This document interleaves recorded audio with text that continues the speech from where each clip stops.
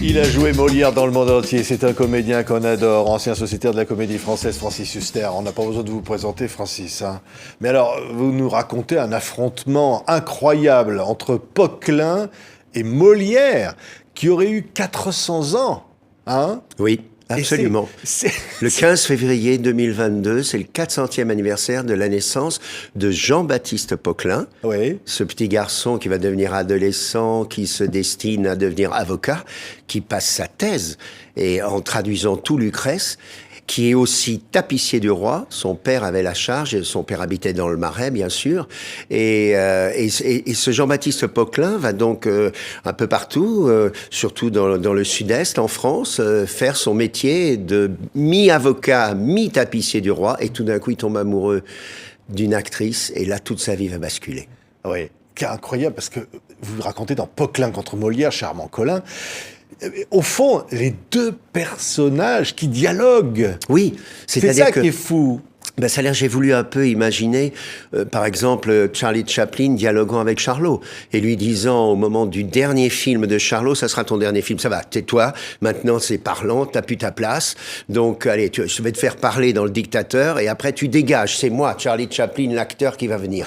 Et Chaplin tient parole. C'est-à-dire qu'on allait voir les films de Charlot et Chaplin détestait son personnage. C'est-à-dire que finalement, il n'existait plus, lui. Et il s'est débarrassé de Charlot. On peut dire que pour Poquelin et Molière, c'est exactement ce qui s'est passé. C'est-à-dire qu'à partir d'un moment, Molière, le comédien, a tellement de succès et veut tellement, comme acteur, interpréter des rôles de tendresse humaine, de combat politique.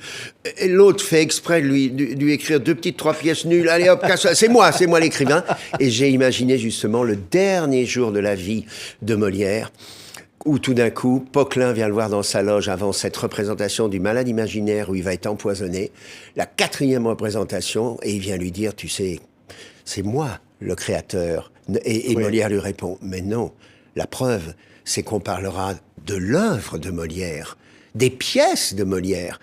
Et j'ai essayé de rendre ce duel absolument le plus cruel possible. Oui, c'est cruel. Et au fond, ça raconte la création, l'œuvre, ce que c'est l'art de la scène. Je crois qu'il faut expliquer à ceux qui nous écoutent ceci. Vous voyez, imaginez que ma main soit un livre. À l'intérieur du livre, on a donc ce qu'on appelle des personnages. Et l'écrivain a pour charge 3 choses. La première, c'est la charge narrative. Il entre dans la maison, il monte l'escalier. Donc, ce qui se passe. La deuxième chose, ce qui se dit. C'est-à-dire un tiret, puis une réplique qui dit ça. Et la 3e chose, c'est ce que pense le personnage.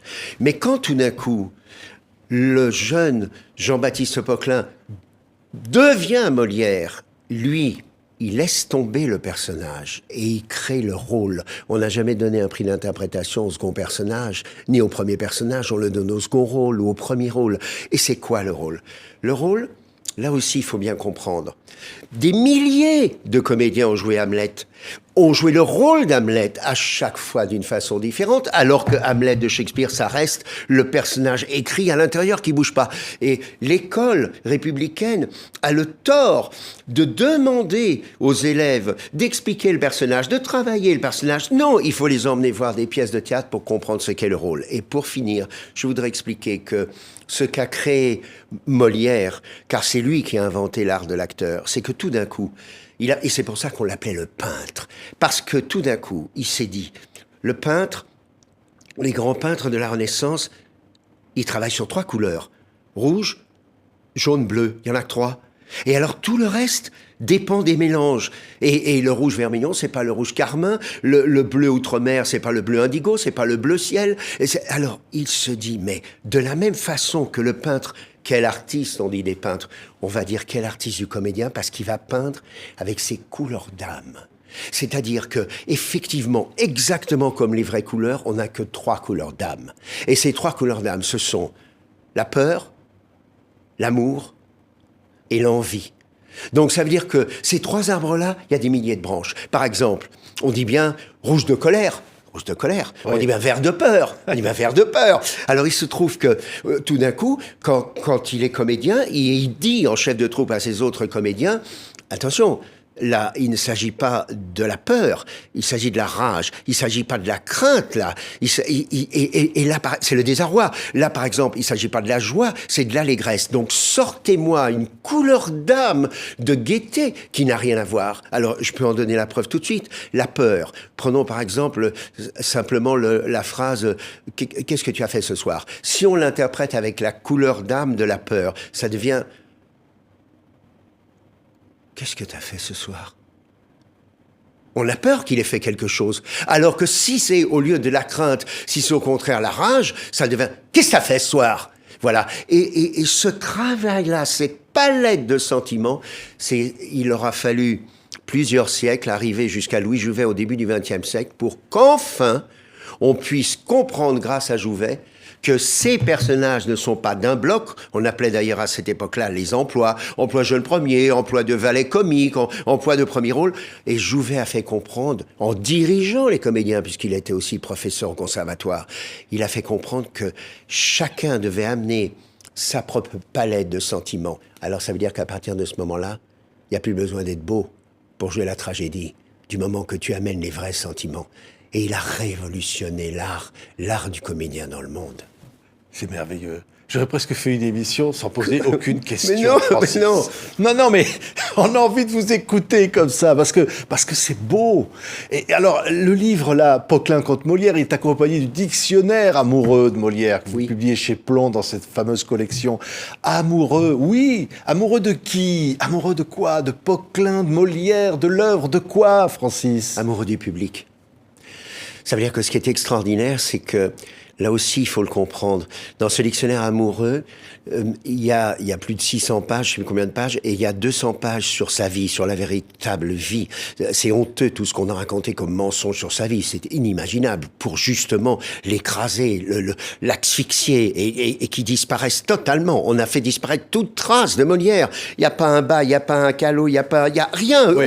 Aucune lettre, aucune quittance, aucun texte. Enfin, il n'est même pas enterré au Père-Lachaise. On ne l'a pas enterré au Père-Lachaise, on l'a jeté à la fosse commune. Ce sont les curés, le chat et l'enfant. On a tous les témoignages, même le lendemain de ce soi-disant enterrement à l'annexe de l'église Saint-Eustache. On a déjà des documents justement de ses ennemis qui disent « Ah, ouf, on l'a jeté, on en a fini. Il méritait vraiment pas d'être en terre. » Et alors, il se trouve que ce qui est extraordinaire, c'est de faire comprendre que dans les 200 pages de biographie, après, il y a 200 pages sur tous les personnages, toutes les pièces, où là aussi, on nous a menti. C'est-à-dire qu'on nous a fait croire que Philinte était un type formidable. C'est un salaud, c'est une ordure, il trahit Alceste. On nous a fait croire qu'Agnès était une idiote. Ça s'appelle l'école des femmes. Pourquoi ça s'appelle l'école des femmes? Parce que cette jeune fille qui a été kidnappée, qui a été enfermée, qui a été soumise, en n'ayant rien appris, c'est elle qui est la maîtresse du jeu. C'est elle qui ressent tout. C'est elle qui a cette tendresse humaine. C'est magnifique. Molière a défendu les femmes. Il a donné aux femmes des rôles où enfin elles pouvaient s'exprimer. Enfin elles pouvaient pousser leurs cris. Et puis il y a aussi 300 pages sur Molière, ce chef de troupe avec ses comédiens pour que les jeunes élèves puissent comprendre ce qu'est justement un comédien. Oui, on comprend l'âme humaine en rentrant dans l'œuvre de Molière. Oui, parce qu'il a eu une idée de génie. C'est-à-dire qu'il a pris, à l'inverse des rois, des empereurs, des princesses, le peuple. Il a été chercher la langue du peuple. C'est pour ça qu'on dit la langue française, c'est la langue de Molière. Or, qu'a-t-il remarqué? Que les autres, les grandes tragédies, les sublimes, le théâtre, ils sont horizontales, ils sont d'un seul jet, et sont des héros. Il faut qu'on les admire, même quand ils tuent, même quand ils sont horribles, mais sont des héros du mal, des héros du bien. Alors que lui, ce qu'il a compris, c'est qu'il va prendre comme héros des perdants. Et à côté de ces perdants, puisque ce sont tous des perdants, Alceste, il perd Célimène, Don Juan, il perd la vie, il est foudroyé par la vengeance du ciel, Harpagon lui vole sa cassette, le bourgeois gentilhomme, il fait cette soirée pour Dorimène qui n'a rien foutu et qui part avec Dorante. Toutes les pièces de Molière, Arnolphe, il perd Agnès, il perd tout, Georges Dandin, il va se suicider. Donc ça veut dire que il a eu l'intelligence, et c'est pour ça que c'est comique et que ça fait rire. C'est que ce héros est un perdant et tout autour de lui, il met le peuple, le peuple qui réagit et qui ose dire en face au patron, à celui qui est au-dessus. Mais attendez 2 secondes, je veux parler. Mais attendez, mais pourquoi vous dites ça? Mais moi, je voudrais savoir que... Et ça, c'est formidable parce que ça génère exactement comme dans les grandes comédies italiennes de Sica, de Rizzi, de tous les grands, les Gassman, les Sordi, le Fanfaron. Toutes les comédies italiennes partent aussi du même schéma, le loser. Alors le loser qui veut remontrer, qui est là. Et nous, on sait très bien qu'il va perdre. Et c'est ça qui nous fait rire. Fais le malin, tu vas voir. Ça, c'est formidable. Et c'est pour ça, je voudrais juste ajouter que l'œuvre de Molière est peut-être une des seules qui gardera jusqu'au bout sa modernité parce qu'elle va être recréée de siècle en siècle. Là, par exemple, pour le 21e siècle, je pense que les femmes vont s'emparer de cette œuvre. Pourquoi? Parce que je crois qu'il y a une sensibilité aujourd'hui, une sensibilité féminine qui prend tous les risques. Dans les excès parfois. Il y a des moments où on se dit il vaut mieux se mettre peut-être un verrou ici pour être innocent et tout. Mais je crois que le verrou, nous, on l'a mis là. C'est-à-dire que les hommes ont cru qu'ils étaient vraiment, je pense, je vois ma génération par exemple, tous les comédiens de ma génération, on a vraiment cru que il valait mieux cacher notre sensibilité féminine. Il valait mieux quand même, attends, on y va. Et je crois que c'est une erreur. Et les femmes ne commettent pas cette erreur-là. Elles, au contraire. Bien sûr, elles ont leur sensibilité féminine, mais il y a quelque chose de masculin chez elles. Et je crois qu'elles ont beaucoup plus de courage, justement, d'imposer leurs idées. Et c'est pour ça que les pièces de Molière seront imposées par les femmes. Francis, c'est un dictionnaire. La lettre V, c'est la dernière. C'est marqué « Vogel, c'est Molière Oui. ». Qui a dit ça? C'est Gainsbourg. Et on était à une représentation au théâtre du Rond-Point, le théâtre de Jean-Louis Barrault et Madeleine Renaud. Et puis, sur scène, il y avait Jacques Weber, Fanny Ardant, Isabelle Nanty, Jacques Spiesser. On avait toute notre troupe était là.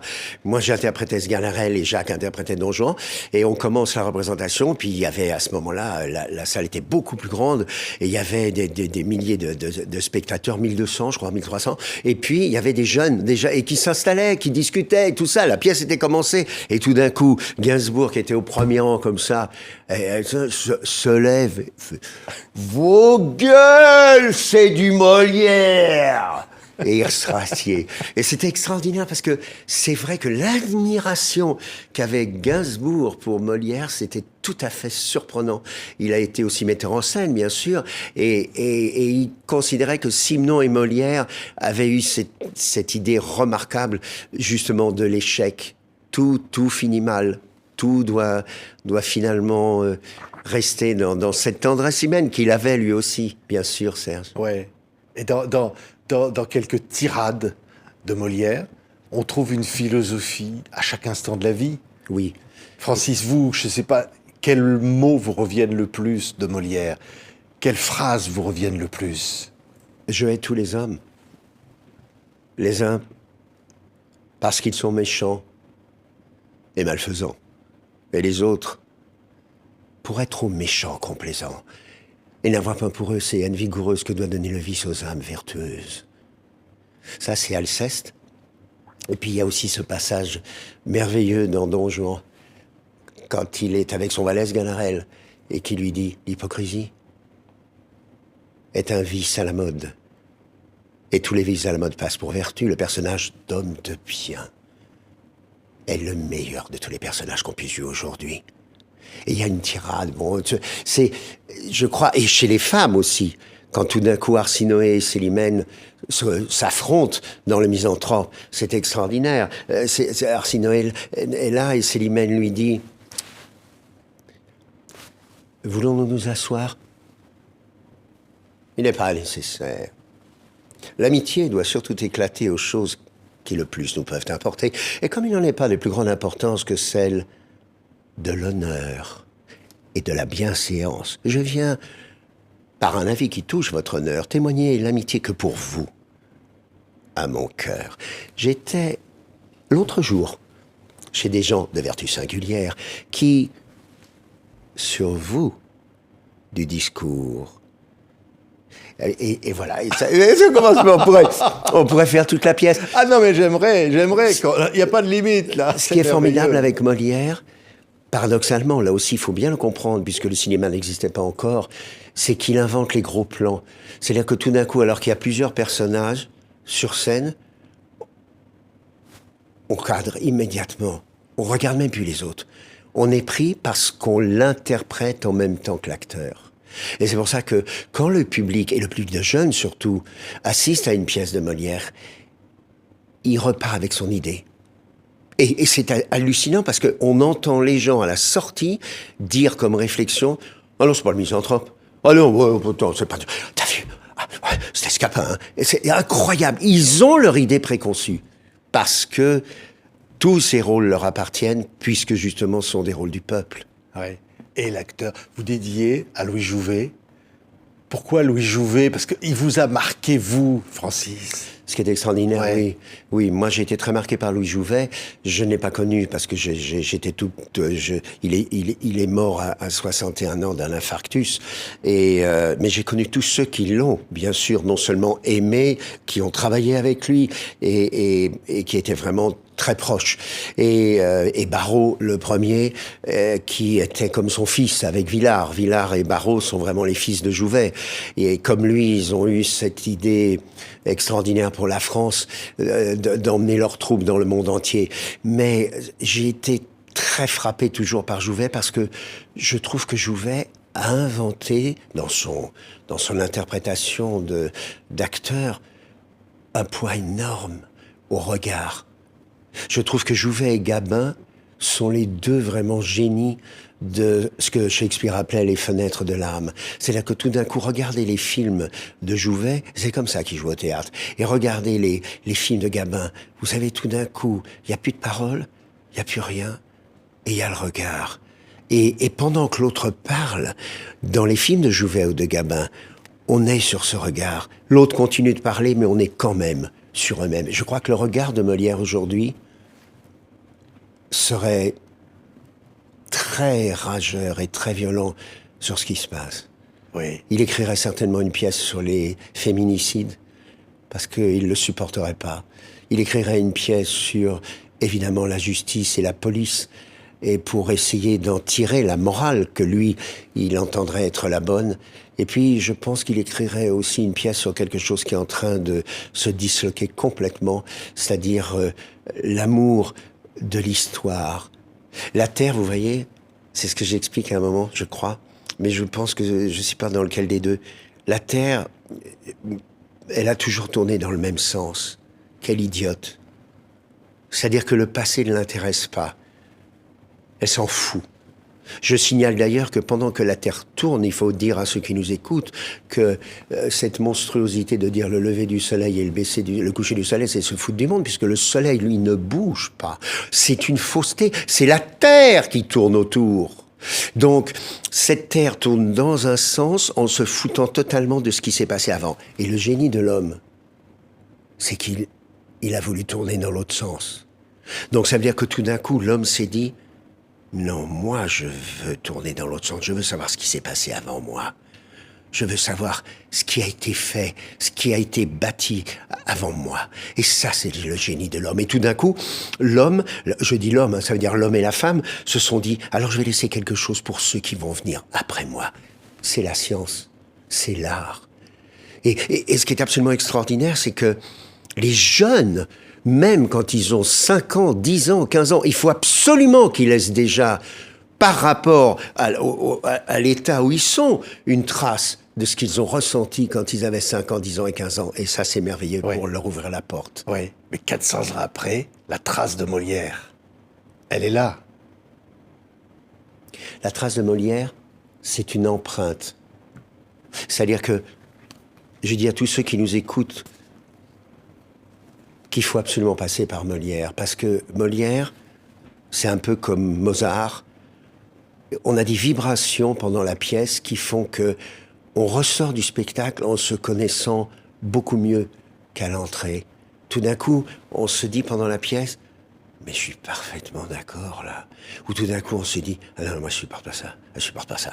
Donc, ça veut dire que on est obligé, c'est pour ça que je disais qu'on interprète le rôle en même temps, on est obligé de prendre parti. Alors que quand on voit quelquefois, presque tout le temps, des tragédies, surtout quand il s'agit de Racine et Corneille, et pas de Shakespeare, où là aussi on doit prendre parti, on est distancié, on fait pas partie du jeu. C'est magnifique, c'est comme une course de chevaux. On prend pas parti dans une course de chevaux. Alors qu'au football, on a la balle. On est vraiment... Mais, comment t'as pu faire ça et le rugby, pareil. Et c'est là où c'est très touchant que Molière reste pour la France. C'est pour ça que j'espère que les portes du Panthéon vont s'ouvrir très vite. Là, pour son 400e anniversaire de sa naissance. Parce qu'il faut vraiment qu'on puisse bâtir dans les 20, les 30 ans à venir un respect du métier de comédien, et il passera par le respect de Molière en lui ouvrant les portes de la gloire, celle du Panthéon. Oui, ça n'a que trop tardé, ça. Le Panthéon pour Molière, mais oui, c'est une évidence. Mais j'espère que le président de la République va enfin ouvrir ses portes. Pour tous les artistes, au fond. Oui. Qu'ils entrent. Mais ils entreront en même temps que Molière, ouais. Je suis persuadé. Et puis alors surtout, il y a quelqu'un qui l'attend. Oh là là, si jamais Molière rentre pas, il sera foudrage, il va casser tout au Panthéon, c'est Hugo. C'est Hugo. C'était son dieu, Molière. Il l'a écrit. Et c'est vrai qu'il y a chez Hugo la même innocence vis-à-vis de la femme, cet amour incroyable de Hugo à tous les niveaux, sensuel, sexuel. Mais il y a chez Hugo aussi le parcours à l'inverse. C'est-à-dire que, en commençant sa carrière brillamment comme un homme de droite, il a tout d'un coup retourné sa veste et il est devenu un combattant de gauche absolument, mais incroyable. Et c'est ce qui s'est passé chez Molière. C'est-à-dire que, en étant au départ absolument dans la ligne directrice, il a complètement dévié, on lui a fait payer en l'assassinant. C'est incroyable, Francis. Merci infiniment. Ça s'appelle Poquelin contre Molière chez Armand Collin, un duel à mort entre les deux, et le dictionnaire amoureux de Molière qui va vraiment faire date, publié dans la collection Connue chez Plomb. Merci, Francis. Merci. Merci.